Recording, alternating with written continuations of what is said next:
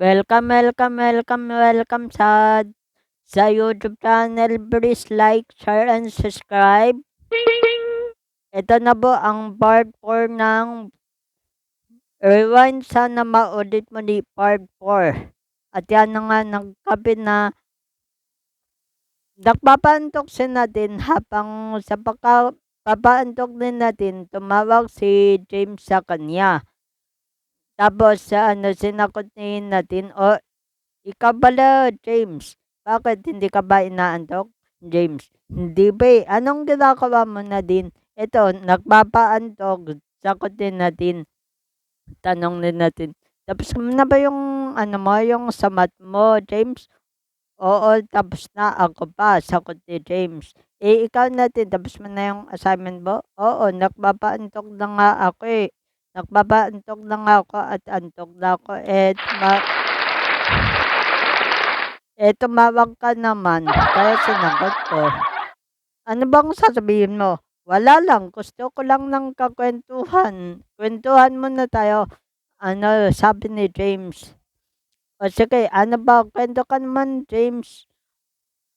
Wala. Gusto ko lang na bisitin ka. Sagutin natin, ay, bisitin talaga. Hindi ba pwedeng bukas na lang sa school? Ano naman eh, magkikita naman tayo. At saka, visit ka man naman din, di ba? Tapos sabi ta ni James, ayaw mo pang kausap yung kaibigan mo slash yun nang lilikaw sa'yo? Sabi ni natin, ano? Na, ano James? Sabi ni James, hindi, wala. Sige, bye-bye. Bababa ko na natin. Kape na. Sige, usap tayo sa school. Sige, bye-bye. Tapos yun na kinabukasan, maaga, 5:30 lang nun, pumunta si James sa bahay ni Nadine. Kumatok si James at pinakbuksan ng pintuan ni tita. Sabi, James, ikaw pala, si Nadine hanap mo, no? Opo, tita, sagot ni James. Asa si Arlie ka, tita, muna sa sala. Bakit, sabay ba kayong papasok ni Nadine? Tanong ng mama ni Nadine. Opo, tita, sagot naman ni James. Upo ka muna dyan, tawagan ko lang, papapilisin ko lang sa CR. And then, tinawag ng mama ni natin si Nadine. Bilisan mo na sa CR, andyan na si James. Sabi ni Nadine, opo ma, patapos na po. Ayun na daw, and then tapos na si Nadine maliko. Nagtaka si Nadine, James, bakit ka nandito? Ang aga mo naman pumunta dito. Sagot ni James, sabay na tayo pumasok, dala ko yung car. Asar ba ni Nadine, bakit marunong ka ba magmaneho? Hindi, iniram ko. Dinala ko yung driver ng abala ko sa amin, syempre. Sabi ni Nadine, abala ka naman talaga eh. Sige, bibihis na ako. Saklit lang, mga 30 minutes. Sige, and then nagbihis na si Nadine. Tapos after 30 minutes, pumaba na si Nadine. Tapos sabi ni Nadine, Dara James, tapos na ako kumain. Ikaw, baka hindi ka ba tapos kumain? Alis na tayo. Hindi sumasagot si James. Tinabik ni natin sa braso si, Hoy James, tara, alis na tayo. Asar ba ni Nadine na James, bakit tulala ka na naman sa kakantahan ko, no? Live ka na naman, no? Sabi ni James, Sira, tara na. Hindi, kumain na ako. Tara na. At sumakay na sila sa kotse. Sa likod sila sumakay. Siyempre magkatabi sila. Habang nagmamaneho yung driver ni James, nakikwentuhan sila sa car. Hanggang nakarating na sila sa school. Tapos sabi ni James, Nadine, ihatid na kita sa room mo. May 5 minutes pa naman ako tatakbuhin ko na lang yung kabilang building para sa birth subject ko. Sabi na natin, sige, ikaw bahala. Tapos, yun na daw ang hindi alam ni Nadine, nakaabang sa kanya si Alfred. Tapos sabi ni Albert, "Uy Nadine, andyan ka na pala, morning. Tol, ako na ang magpapasok ng bag natin." Sabi ni James, "Hindi, ako naman nakatid sa kanya eh. Excuse me." Tapos yun, umupo na si Nadine. Hinatid na daw ni James yung bag ni Nadine. Sabi ni James, "Sige Nadine, punta na ako dun.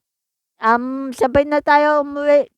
Ite-text ko yung driver, nagpapasundo ako." Sabi ko, "Kasabay kita." And then sagutin natin, "Sige, hintayin kita ng uwian." Yun. Tapos sabitan ni James, sabitan ni Albert, tanong ni Albert kay Nadine, "Nadine, si Nadine, sino ba yung ampoy na yun, si James pa yun? Bakit boyfriend mo ba siya?" And and then nasungitan tuloy siya ni Nadine. Pakialam mo pa kung boyfriend ko siya, wala ka ng pakialam dun. Hindi ko siya boyfriend, kaibigan ko pa lang yun. Tapos nanahimik si Alfred, sumalbal siya ni Nadine eh. Sabi na natin, "Kaysa pinapakailan mo ko dito, tapusin mo na nga yung pinapagawa ni Ma'am, Chismoso." Chismoso. I like it, I love it, I want some more. Tapos yun na daw magmemeryenda na daw si Nadine. Tapos nasa pintuan si Albert. Sabi ni Albert, "Tara natin, sabay na tayo." Sabi ni Nadine, "Ayoko nga. Kakain ako mag-isa ko, magmemeryenda ako mag-isa ko." And then hindi ni Nadine alam na susunduin siya ni James na magsasabay sila ng merienda. And then nagulat si Nadine, "Oh James, bakit nandito ka sa building namin?" "James, tara, Nadine, ako na yung bag mo, sabay tayo pumuntang kantin, tara merienda tayo." Sabi na natin, "Sige, ito yung bag ko." Tapos habang naglalakad sila bababa ng building papunta sa kantin, hinarangan sila ng tropa ni Alfred. And then, yun, pagsabi ni James, "Hoy, sino ba kayo? Tumabi nga kayo sa namin, baka hindi nyo ako kilala." Tapos sabi ni Albert, "Ay, hindi pala kilala. Ako kilala ko kayo, bakit?" And then nagtaka si Nadine, "Albert, diba? Ikaw yung..." Sabi ni Albert, "Oops, hindi mo ako kaklase. Nag-ano lang ako dito, nagbabanggap lang akong estudyante dito, pero ang totoo, hindi mo ko kaklase, hindi ako estudyante dito, nakakabilang section kami." Inutusan niya si Bernie, "Bernie, iwan mo yan si James, si Nadine ang takipin natin." At tinakip na daw nila si Nadine. Sabi ni Nadine, "Langya kayo, Alfred, saan niyo ako tatalin?" And then dinala si Nadine sa warehouse. Bago pala yun, lalaban ba dapat si James, tinutukan ng baril si James ni Bernie. Sabi ni Bernie, "Susunod ka? Huwag kang susunod. Pag sumunod ka, sabog yung bungo ng babaeng to." And then hindi na nakabalag si James. Siyempre, baril na yun tinutok sa kanya eh. Sabi ni Bernie, "Huwag kang magsusumbong sa principal dito, kung hindi patay tong babaeng to." And then sumakay na sila sa tala-tala na langumpan. Sabi ni Albert, "Bernie, ang tagal naman, isa ka naman na dito si James." Si Nadine. Tapos dinala na si Nadine nila Albert sa hideout nila. Tapos tinawagan ni Alfred si James. Sinagot ni James, "Oh, tara Tapos ay sabi niya, "Tarantado ka Alfred, ikaw 'di ba? Saan mo dinala si Nadine?" Sabi ni Alfred, "Good, good boy, good boy, natatandaan mo pa pala ako boy? Kung gusto mong makita ng buhay 'to si Nadine, magdadala ka sa'kin ng 1,000,000.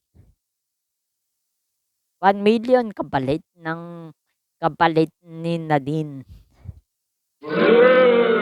Tapos sabi ni Alfred, "Sige Bernie, talian mo na yan si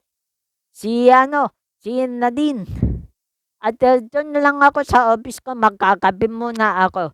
And then tinalian ni Bernie si Nadine. Sabi ni Bernie, "Sayang, sayang ka te. Pag pag nakuha ni boss ang gusto niya, kukunin ka lang niya at saka papatayin, sayang ka. Kung ako sa kanya, iingatan kita, ibabahay na kita." Akmang hawakan ni Bernie yung ni Nadine. Tapos nasipa ni natin si Bernie, "Hayop ka talaga," sabi ni Nadine. Sabi, narinig ni narinig ni narinig ni ni Van. Sabi ni Van, "Hoy, Bernie, sabi ni boss, itali lang, hindi mo manyakin, gago ka talaga. Kung ganun ang sinabi ni boss, tutulungan kita dyan. Makinis pa naman yung babae." Sabay tumawa daw sila. Ay, bala. Yun. Tapos daw nakatali na daw si Nadine. Nakatali na daw si Nadine na nagpupumikla siya. Ha? Tapos tinipan na daw nila yung bibig ni Nadine. Tapos yun. Naghihintay si Alfred. Ayan na daw si James. Akala ni Alfred na si James lang ang may tala ng pocket money na hinihingi nila Alfred. Sabi ni Alfred, "Good boy, bata. Asan na yun attache case na hinihingi namin?" "Wala ka." Sabi ni Nadine, sabi ni James, "Asan na muna si Nadine?" Sagot ni Alfred, "Bernie, labas mo nga si Nadine. Mo dito." Tapos yun, sabi ni James, "Sabay tayong kaliwaan tayo. Sa'yo yun, attache case, sa akin si Nadine." Tapos sabi ni Alfred, "Oh, sige." And then pinato ni James yung pera. Ang buong akala ni Alfred, pera, pero free money lang ang linakay ni James dun. Nung gabi kasi napag-isipan na ni James yun eh. Tapos sabi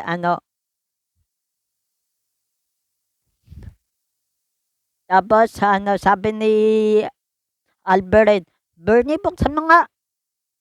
Tapos sabi ni Bernie, "Oo, boss, parang tunay na pera to eh. Ibibigay na pa natin si Miss Beautiful." "Gago ka talaga, hindi natin ibibigay yan," sabi ni James. "Walang iya ka talaga, hindi ka sumunod hindi ka sumunod sa pinagkasunduan natin." Tapos ayan na daw, pumunta na daw yung mga pulis, and then naghapulan na daw sila na ni Vince na, "Boss, may mga parak."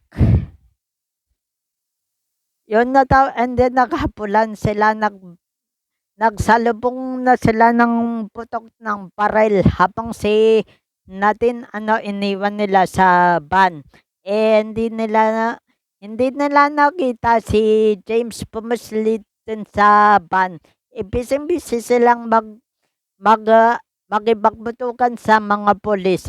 Si James may unting alam naman siya sa pagmamaneho, minaneho niya yung van. Tapos pumipigla si Nadine. Tapos sabi ni James, "Wag kang maingay, wag kang maingay Nadine, si James dito tatakos na kita." Tapos hinahabol ni ano, nila Bernie ng putok yung pan hanggang sa pinapaputukan nila yung gulong para hindi makaalis.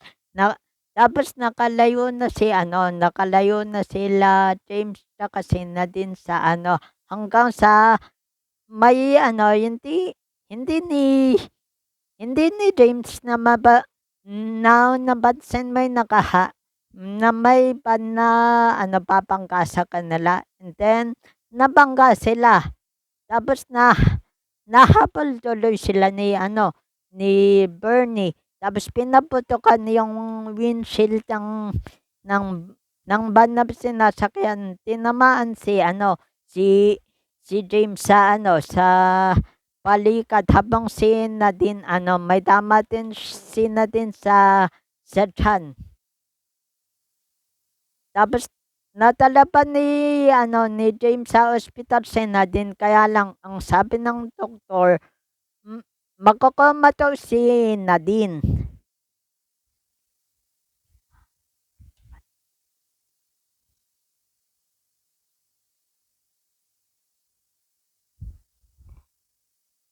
Ang karugtong itutuloy. Abangan.